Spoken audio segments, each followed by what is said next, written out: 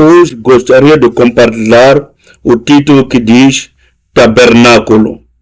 Tabernáculo. Talvez possa vos adormecer porque é um dos títulos que tenho ouvido a falar muito, mas isto faz parte do livro 11 das séries da História da Redenção, que foi recentemente publicado em coreano. O primeiro livro que estávamos a estudar falava do Templo de Ezequiel, e este livro é intitulado O Templo de Zorobabel, a genealogia consagradas dos que retornaram. O Templo de Zorobabel e a genealogia consagrada dos que retornaram. E este livro fala muito acerca do cativeiro babilônico, especialmente do retorno daquilo que foi o cativeiro babilônico, e daqueles que retornaram e participaram na edificação do templo. Eu creio que esta parte da história da redenção, a parte do Antigo Testamento, o cativeiro babilônico, o retorno, a reconstrução do templo, é uma tipologia, prefiguração dos últimos tempos, porque Apocalipse fala da Babilônia. E em Apocalipse capítulo 18, Jesus diz: saiam da Babilônia, vós, meu povo. Prefigura as pessoas que sairão da Babilônia nos últimos tempos e fazerem parte as pessoas que sairão da Babilônia espiritualmente nos últimos tempos e fazerem parte daqueles que entrarão na Nova Jerusalém. E o novo templo. No Antigo Testamento saíram da Babilônia apenas aquelas pessoas escolhidas e selecionadas e consagradas por Deus. Eles participaram em reconstruir o templo de Deus, o novo templo, após a destruição. A minha oração é que tu e eu seremos os membros, a geração consagrada, para fazer parte da Nova Jerusalém, o novo templo. Esta é a consumação também do templo de Ezequiel. A ênfase aqui está na construção do templo de Deus. Quando falamos da construção do templo de Deus, não vamos pensar apenas nesta estrutura física, em que estamos participando enquanto construímos mais duas unidades. Também está se falando do templo espiritual desta igreja. E o mais importante, construindo-nos a nós mesmos, que somos o verdadeiro templo de Deus.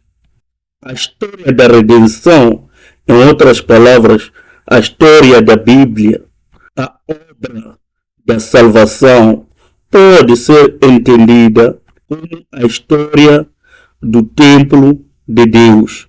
Agora, quando dizemos templo, qual é a imagem que chega na sua mente? Sempre que se fala de templo, o que nos vem em mente é santuário, é uma estrutura física do templo. O entendimento do templo é o lugar da habitação de Deus, junto com o seu povo. Deus está nos céus, mas sempre que queira estar com o seu povo, que ele ama, usa o meio do templo. E essa história do templo começa no Jardim do Éden. Compartilhei acerca do Jardim do Éden alguns dias passados, com um tema que dizia onde estava Adão. O Jardim do Éden não era um lugar de agricultura ou de podar plantas. Era um espiritual que Deus estabeleceu e colocou lá o Adão para que operasse como um sacerdote. O templo foi destruído porque a serpente entrou através das palavras da besta. O povo de Deus creu e assim rejeitou o Espírito de Deus, rejeitou a palavra de Deus e seguiram nas palavras da besta e, como resultado, não foram mais capazes de habitar neste templo na presença de Deus junto com o próprio Deus. E esta história terminou com a expulsão destes homens do jardim do Éden. Porque eles não eram mais capazes de habitar com Deus. E daí Deus falou a Caim e Abel para que o adorasse através da oferta. Se tornou-se o fundamento através do qual Deus daria à humanidade um templo, ou o tabernáculo. Então, através de Abraão, Isaac e Jacó, Deus deu um templo familiar e que mais tarde tornou-se um templo nacional. Jacó descobriu um certo lugar chamado Luz e ele denominou Betel. Este é a casa de Deus. E mais tarde Deus deu o tabernáculo através de Moisés, através de Davi e Salomão. Quando por último aquele templo foi destruído, voltaram e reconstruíram e esse templo foi denominado de o Templo de Zorobabel. É um caminho através do qual a humanidade caída, a humanidade pecaminosa pode receber a expiação de seus pecados e desta forma voltar-se para Deus.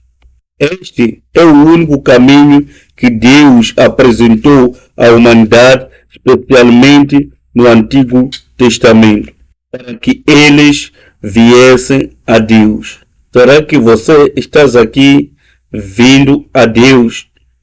O templo é um lugar físico onde Deus simboliza a sua presença. É um lugar que Deus usa para se estar com o seu povo. Se Deus estiver contigo na tua casa, então a tua casa torna-se este templo. Hoje em dia, o templo tornou-se a porta visível do estado espiritual do povo de Deus. Quando estavam a seguir a Deus, Deus lhes deu o tabernáculo. Quando estavam a seguir a palavra de Deus e adorando a Deus, deu-lhes o templo e Deus habitou no meio do seu povo. Mas quando eles voltaram-se contra a palavra de Deus e começaram a adorar os ídolos, o templo foi destruído. Sinal que expressava o estado espiritual dos israelitas. Vamos olhar para esta igreja. É bonita, não é? Olhem-se uns aos outros. Será que essa pessoa é bonita? Não olhem para mim. Olhem-se uns aos outros. Será que pode dizer uns aos outros, você é bonito, pá? Beleza exterior desta igreja indique e expresse a beleza interior desta igreja nos seus membros. No Novo Testamento era assim: se eles pecassem contra Deus, o templo era destruído. Quando se arrependesse, Deus permitia com que reconstruíssem o templo. E ainda mais, o templo prefigurava o próprio Jesus. Lembra-se que Jesus veio e João disse: ele habitou no meio do seu povo. Em João 1, versículo 14, literalmente diz que ele tabernaculou-se no meio do seu povo. A descrição no Novo Testamento mostra-nos que Jesus é o templo. No templo havia o sacrifício, o altar dos sacrifícios, e onde era colocado o cordeiro. E no Novo Testamento nos diz que Jesus é o cordeiro. Havia a bacia de água e Jesus diz que é a água da vida. Havia a luz e Jesus diz que eu sou a luz do mundo. A primeira coisa que Jesus faz quando inicia o seu ministério, para onde ele vai? Ele vai para o templo, ele purifica o templo. Destrói o templo e o reconstruirei em 3 dias. Jesus refere-se a si mesmo como o próprio e verdadeiro templo. Todos os templos tabernáculo do Antigo Testamento apontava para Cristo. Até este ponto, é algo que vocês já ouviram anteriormente. Agora, queria compartilhar as partes deste livro. Você ainda não tem? Até as livrarias na Coreia já não tem, tudo já foi vendido. Ainda não temos em inglês, está apenas em coreano. Eu pensei, para satisfazer a sua curiosidade, vou percorrer pelo livro. Leva 3 semanas para percorrer as partes principais deste livro, para que entenda, para que saiba o que é que trata. A primeira parte, como introdução, explica a história dos templos. Começa com o Jardim do Éden, o Tabernáculo, o Templo de Salomão, o Templo de Zorobabel, por aí. Vamos percorrer assim, nos próximos estudos, possamos tocar o Templo de Salomão ou o Templo de Ezequiel. Em resumos, quando chegarmos no Templo de Zorobabel, entraremos em detalhes, as paredes, a construção, as genealogias e por aí em diante. Não posso prometer se vou cumprir no livro, mas irei cobrir as partes principais. Às vezes posso sair e entrar com explanações variadas.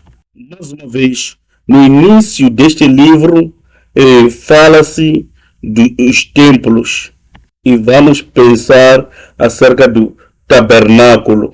Deus deu o modelo, o padrão do tabernáculo no deserto, quando os israelitas estavam acampados no Monte Sinai. Na 6ª ascensão do Monte Sinai, Deus deu a Moisés 2 tábuas da lei e o modelo que continha as instruções de como construir o tabernáculo. Depois de 40 dias de jejum, a partir do Êxodo 24, versículo 12, até Êxodo 31, versículo 14. Foi dado aos israelitas que saíram do Egito, que estavam vagando pelo deserto. Dizia Deus, me encontrar com vocês. com o propósito de Deus se encontrar com o seu povo. É Êxodo 26, versículo 22 e 25, versículo 9. Foi construído no primeiro dia do primeiro mês, um ano depois do Êxodo. E isso aconteceu no ano 1445 a.C., porque o Êxodo aconteceu no ano 1446 a.C. No ano 1445, no primeiro dia do primeiro mês, o tabernáculo foi erguido. Vemos isso em Êxodo capítulo 40, versículo 2 e versículo 17. E este tabernáculo tornou-se o centro do cultuar ou adoração israelitas, até que o templo de Salomão foi construído em 959 a.C. Agora, o jardim do Éden é a imagem do templo que precisa ser restaurado. Aquele é o modelo real daquilo que deve ser restaurado. Eu e você devemos ser restaurados até esse estado espiritual. O que havia ali no jardim do Éden? Falei acerca do mesmo assunto nestes últimos dias. Havia água da vida transbordando. Havia o descanso de Shabat. Porque havia comunhão com Deus. Andar e conversar com Deus. Havia a proteção completa. Não havia nenhum perigo. Até a alimentação era providenciada por Deus. Mas quando a serpente entrou no jardim, as pessoas prestaram atenção na serpente e seguiram a serpente. E Jesus chega e diz: aquilo que você obedece torna-se o seu senhor. Eles obedeceram à besta e a besta tornou-se senhor deles. Então, por isso, vocês são filhos de Satanás. Por quê? Porque eles seguiam e recebiam as palavras da serpente. Como resultado, ao privilégio de alimentar-se da vida, da árvore da vida, foi removido. A vida tornou-se seca porque a água da vida não estava mais lá. Eles já tinham que trabalhar arduamente para se alimentar. Não havia mais o sábado, o descanso de Deus. E o mais importante é, eles não poderiam mais aproximar-se de Deus, ou a árvore da vida. Eles já não poderiam caminhar com Deus e nem falar com Deus. É por isso que Deus precisava do instrumento deste meio chamado de tabernáculo ou o templo, para voltar-se ou reconciliar-se com o seu povo, e encontra todas essas coisas no tabernáculo. Quando trocaram a imagem de Deus com a imagem de bestas e coisas rastejantes, como nos diz Romanos 1, versículo 20 e 21, Deus está tentando restaurar a imagem de Deus, trazendo-os à sua presença. Que é tão fácil aqui? Deus trazendo-os à sua presença, ou a sua presença ir até eles. Enquanto eles estavam vagando pelo deserto, Deus disse, porque o deserto representa o oposto do jardim do Éden. O deserto é o lugar sem água. Eles deveriam continuar a andar. E estão sempre em perigo das bestas. E a Bíblia nos diz que haviam serpentes no deserto. Animais silvestres, queria dizer animais selvagens. Sem água, solidão, frio e escuro. Esta é a descrição do deserto. Mesmo durante o dia, o sol iria lhes machucar. Mesmo o sol não era benéfico. O que é mais surpreendente é que o diácono Estevão, em Atos capítulo 7, chama este deserto da igreja, usando o termo grego eclésia. Sabe por quê? Este lugar quer a água, porque o jardim do Éden é a verdadeira igreja, onde transbordam as águas da vida, com o Shabat de Deus, transbordando as águas vivas. É assim que a igreja deveria ser. Mas Deus, através do diácono Estevão, chama o deserto da igreja. Por quê? E estão sempre em perigo e não há Shabat, mas Deus diz: eu andarei convosco no deserto, através do tabernáculo, o veículo que representa a presença de Deus. Toma o tabernáculo e o levanta no meio. Então eu estou aí no meio, convosco. Ainda que estão no deserto, andarei convosco.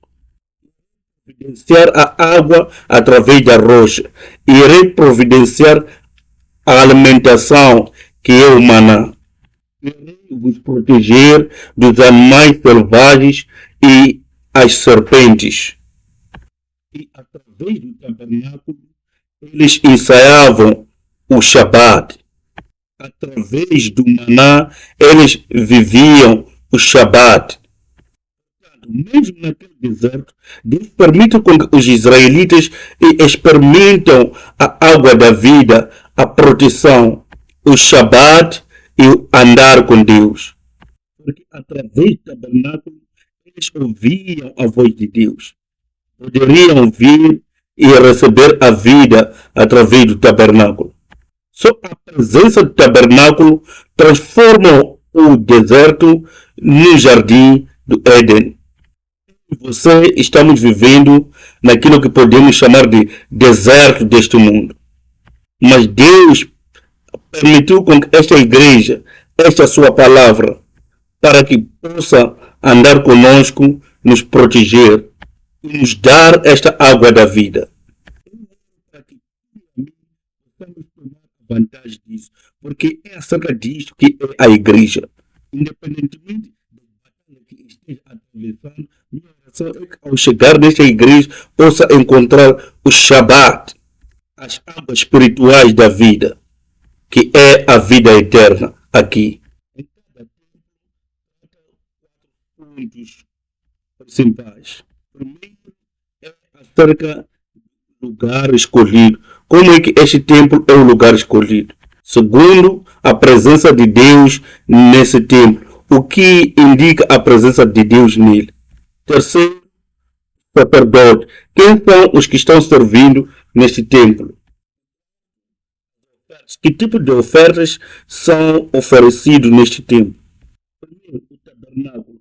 Como é que o tabernáculo é o lugar escolhido? O tabernáculo é o lugar de adoração que deveria ser transportado em todo o tempo em que os israelitas moviam-se de um acampamento para o outro. Números capítulo 7, versículo 1. Números capítulo 7, versículo 1. E aconteceu no dia em que Moisés acabou de levantar o tabernáculo, e o ungiu, e o santificou, e todos os seus utensílios, e também o altar, e todos os seus utensílios, e os ungiu, e os santificou. A palavra santificar aqui é Kadash. Kadash significa estar santo, estar saudável como um jovem, ser oferecido ou ser sagrado. Isto se encontra no sentido enfático, significando que Deus especialmente escolheu este lugar e separou este lugar não é para o uso de atividades comuns. É usado apenas para os propósitos de Deus. E por isso é santo. Para que a nossa igreja seja separada por Deus para o seu próprio uso apenas. Para que seja separado para o uso de Deus apenas. Para que as nossas famílias também. E Deuteronômio capítulo 12, versículo 5, versículo 11, versículo 14, versículo 21 e 26. Nos fala o quão santo este lugar é. Santo significa que santidade é o requisito da habitação da presença de Deus. Será que Deus pode habitar na sua casa? Vamos tomar alguns segundos agora para se lembrar de como se parece a sua casa agora. Será que a tua cama está arrumada? Será que os teus pratos foram lavados? Será que está limpo? Está purificado? Está separado? Está em ordem? Está preparado para a presença de Deus? Estou tocando nas aparências exteriores, mas o essencial é o interior. Será que o teu coração está separado? É santo? Está cheio com a presença de Deus ou está cheio de pensamentos malignos? Cheio de projetos? Quanto dinheiro vou ganhar este ano? Josué capítulo 9, versículo 27. Josué 9, 27. E naquele dia, Josué os deu como rachadores de lenha e tiradores de água para a congregação e para o altar do Senhor até ao dia de hoje, no lugar que escolhesse. O tabernáculo é o lugar que Deus escolheu especialmente para ele habitar, para que ele se encontrasse com o seu povo. Segundo, vamos pensar na presença de Deus. Deus estava presente no tabernáculo. Será que Deus está presente na minha vida? Será que Deus está presente nesta igreja? Será que Deus está presente nesta nação? A habitação de Deus estava no tabernáculo através de sua presença e era aparente de duas formas. Deus encontrava-se com Israel no tabernáculo, falava com Israel através do tabernáculo. Os israelitas eram capazes de pressentir a presença de Deus por ouvir a sua voz do tabernáculo. Sinceramente, eu oro que esta igreja será um lugar onde há a presença de Deus, onde ao vier possamos ouvir a palavra de Deus. Que este lugar não esteja cheio com as palavras dos serpentes ou das pessoas. Isso é Êxodo 29, versículo 42 e 43. Como é que se predispôs a ver na igreja hoje? Estava animado para vir se encontrar com Deus. Daqueles que diziam, hoje é domingo mais uma vez. Esse domingo passe e eu volte para gozar as minhas férias. Ele estava animado para se encontrar com seu povo. Vamos isso em Êxodo 25, versículo 22. Vamos marcar encontros com Deus diariamente.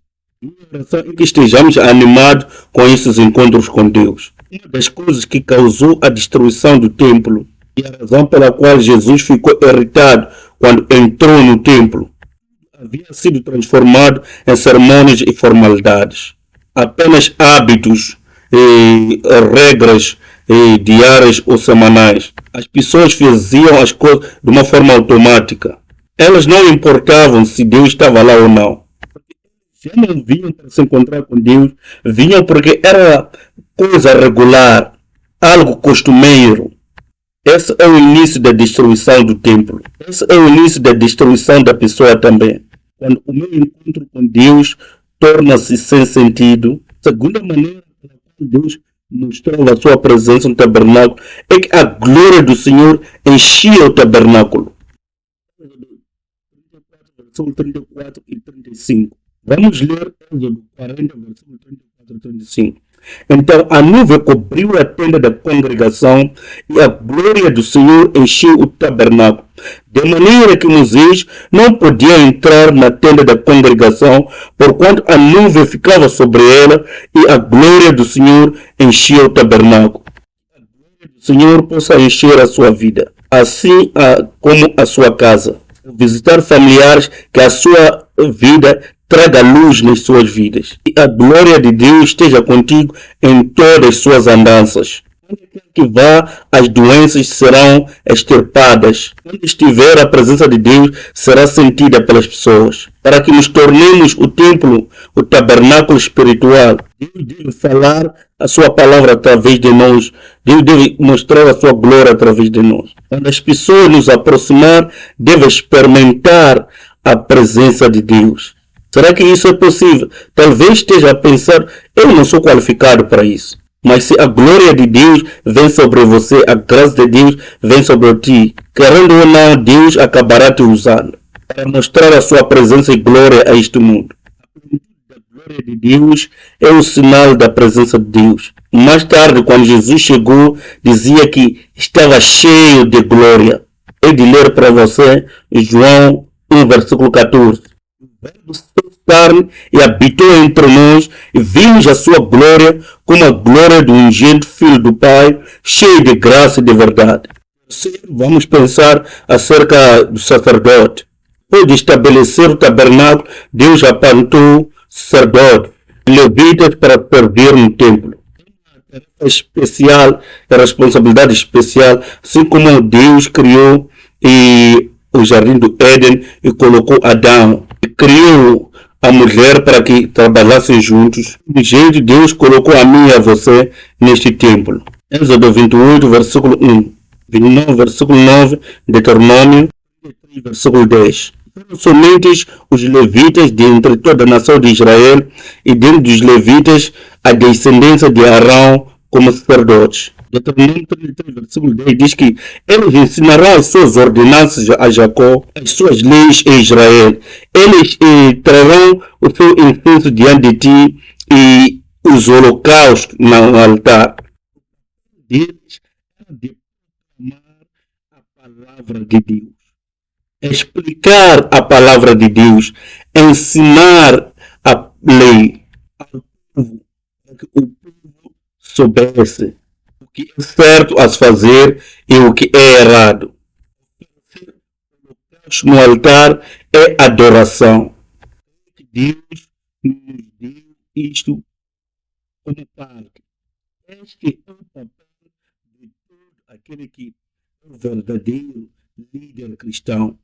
Este é o teu papel espiritual. E iria dizer isto naquilo que são anúncios, mas deixa-me dizer muito obrigado a todos aqueles que estão ativamente envolvidos na obra do ministério. A sua cooperação e colaboração está fazendo muito impacto nesta igreja. Muito obrigado por protegermos a igreja. Vamos dar mais um passo. Vamos proteger a igreja contra as fofocas, a escuridão do maligno, os ataques satânicos, a influência das trevas. Vamos estar em alerta espiritualmente falando, para que as trevas não penetrem nesta igreja. Vamos olhar para o tipo de ofertas que eram oferecidos a Deus. As ofertas e sacrifícios. Existiam 5 tipos de ofertas que eram feitos no tabernáculo. Primeiro, são ofertas queimadas. Levíticos capítulo 1, versículo 3 a 17. Ofertas queimadas em hebraico é olá, que vem do verbo hebraico alá, significando ir para cima ou ascender. Vem da imagem de aroma ou do cheiro que sobe, ou o fumo subindo para Deus, quando todo o sacrifício é queimado. O propósito dessas ofertas é remover os pecados que estão bloqueando o nosso acesso a Deus. E todo esse tipo de ofertas eram oferecidos no tabernáculo para que as pessoas viessem a Deus. Nesta oferta queimada, queima-se todo o sacrifício. Queimamos tudo no arrependimento, em consagração e compromisso para Deus. Segundo, oferta de cereais. Levíticos capítulo 2, versículo 1 a 16. A oferta de cereais em hebraico é minha, significando o presente, tributo, sacrifício, lealidade. Esta oferta é entregue junto com outra oferta, que significa lealdade e dedicação. Lealdade significa em qualquer lugar em que me levar, em qualquer coisa que mandar fazer, isso farei. Isso é lealdade, é fidelidade. Fazer de mim mesmo um dom para Deus, uma oferta a Deus. Uma oferta entregue através de cereais moídos. A minha insensatez, minha dureza é moído toda. A minha vontade, os meus caminhos, a minha inveja, lutas, o odiar deve ser moído. Assim como Jesus foi moído lá na cruz. 3. A oferta pacífica. Encontramos em Levítico 3, versículo 1 a 17. A propósito, os 12 livros, quer dizer, o 12º livro vai tratar dos detalhes destas ofertas, em como nós adoramos a Deus. A oferta pacífica é Shalem em hebraico. Vem da raiz Shalom, significa ter a paz ou restaurar. É daqui que se origina o termo Shalom. Isto fala acerca do desejo ardente de restaurar a paz entre o homem e Deus. Este é um agradecimento pela graça de Deus, a oferta pacífica. Enquanto celebramos com as nossas famílias, vamos nos lembrar de agradecer a Deus pela sua graça e por nos dar mais um ano de vida. Vamos realmente estar em paz com Deus. Quarto, a oferta pelo pecado ou oferta pela culpa se encontra em Levíticos capítulo 4, versículo 1 até capítulo 5, versículo 13. A oferta pelo pecado se encontra em Levítico capítulo 4, versículo 1 até capítulo 5, versículo 13. Em hebraico é hatat e é derivado do verbo hatá e significa falhar o alvo. Isto significa o indivíduo, quando descobre que cometeu pecado, prepara de acordo com as suas habilidades. Para aqueles que são pobres, podem trazer pombos ou animais pequenos. Preparam este animal e trazem ao sacerdote por causa do seu pecado. Nesta oferta pelo pecado, o sangue às vezes é espargido sobre o tabernáculo para purificação. O foco nesta oferta é a purificação. Depois disso temos a oferta pela culpa. Levíticos capítulo 5, versículo 14 a capítulo 6, versículo 7. É Asham em hebraico e deriva do verbo achar, significando transgredir, ser culpado e trazer a recuperação. Esta oferta pela culpa alguém traz quando peca nas coisas sagradas. Por exemplo, se vir ao tabernáculo por falha ou estar no tabernáculo quebrar alguma coisa por falha. O que acontece quando quebramos alguma coisa na igreja? A igreja deve entender, deve perdoar. Mas no Antigo Testamento, de acordo com a lei da culpa, se quebrasse alguma coisa, se por acaso contaminasse alguma coisa, deveriam substituí-lo. Devem trazer uma ovelha para a oferta e a quinta parte do preço daquela coisa que eles quebraram ou contaminaram. Pecaram contra aquela coisa sagrada, deve substituir, 2, trazer uma ovelha para o sacrifício pela culpa e 3, trazer a quinta parte, ou o preço, quinta parte do preço daquela coisa. E este sim é a oferta pelo pecado. Como já mencionei anteriormente, estas ofertas têm o propósito de remover a barreira entre eu e Deus. O que está bloqueando entre você e a Deus? E estas ofertas no Antigo Testamento eram necessárias. E os mesmos sacrifícios são necessários no Novo Testamento. Talvez não no mesmo formato. Mas louvado seja Deus, estas ofertas já foram oferecidas a nosso favor pelo próprio Senhor Jesus Cristo sobre a cruz de Cristo. A crucificação era o sacrifício queimado. Jesus tornou-se a oferta pelo pecado e através do seu sangue espargiu-nos e assim nos purificou. Ele foi moído, foi quebrado como a oferta de cereais. Jesus fez a paz entre Deus e a nós. E a oferta pela culpa é acerca de pagamento. Jesus tornou-se o preço de pagamento a nosso favor.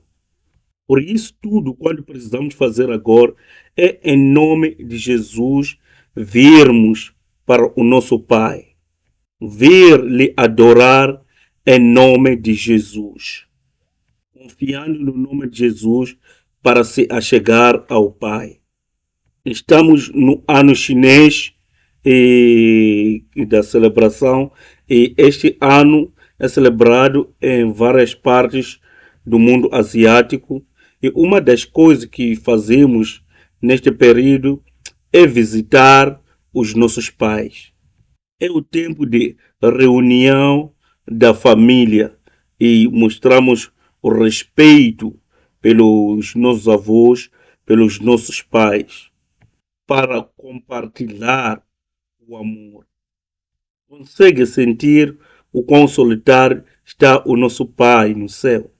É por isso ele diz sempre: está aqui o tabernáculo, eu quero me encontrar com vocês, venham nos encontrar.